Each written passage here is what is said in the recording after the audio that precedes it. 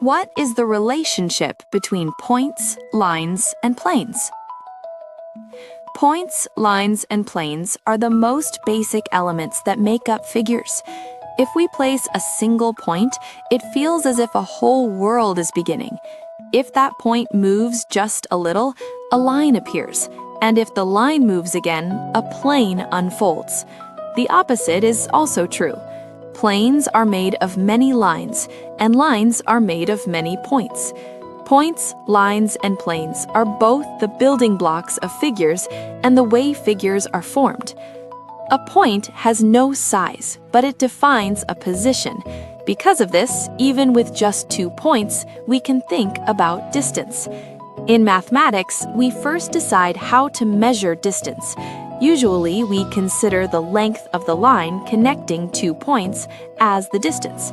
But sometimes we measure horizontal and vertical movements separately, or we add them together and call that the distance.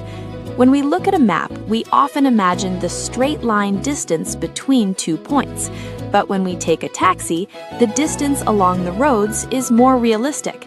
In our everyday life, we call both distance measures. The definition of distance changes depending on what we imagine. Let us take a closer look at lines. There are infinitely many lines passing through a single point, but if we have 2 points, the story changes. Only one straight line passes through 2 points. When there are 3 points, there are different possibilities. If the 3 points lie on the same straight line, we're still talking about lines. But if the 3 points do not lie on a single line, they define a plane. As more points are added, we move from the world of lines into the world of planes. Lines appear where planes meet. When 2 planes meet, a straight line is formed. When a surface and a plane, or 2 surfaces meet, a curve appears.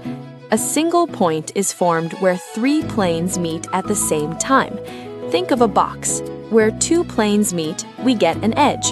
Where 3 planes meet, we get a vertex. Here, points, lines, and planes appear through one another. Now let us summarize how they meet. When we have a point and a line, the point is either on the line or outside it. The same is true for a point and a plane. The point is either on the plane or outside it. 2 lines on a plane can overlap, meet at a single point, or never meet. In space, there is one more possibility. 2 lines may not be parallel, and yet they do not meet. This is called a skew position. We can also describe the relationship between a line and a plane. If a line passes through a plane, they meet at a point. If a line lies on the plane, it is part of that plane. If it touches neither, we call the line parallel to the plane. 2 planes in space can be parallel or meet to form a line. When 3 planes meet, they form a point again. In the end, points, lines, and planes are not separate things.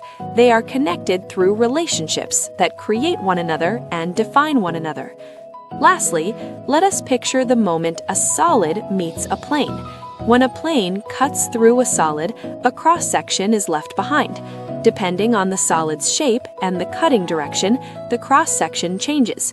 A cube, for example, can produce triangular, quadrilateral, pentagonal, and even hexagonal cross-sections. But a sphere is different. Cut it from any direction, and the same circle always appears. The shape may change, but the relationship stays the same. Points, lines, and planes are not things to memorize as definitions. They are a language of relationships, revealed through one another. That is why math often takes us beyond shape and into practice reading relationships.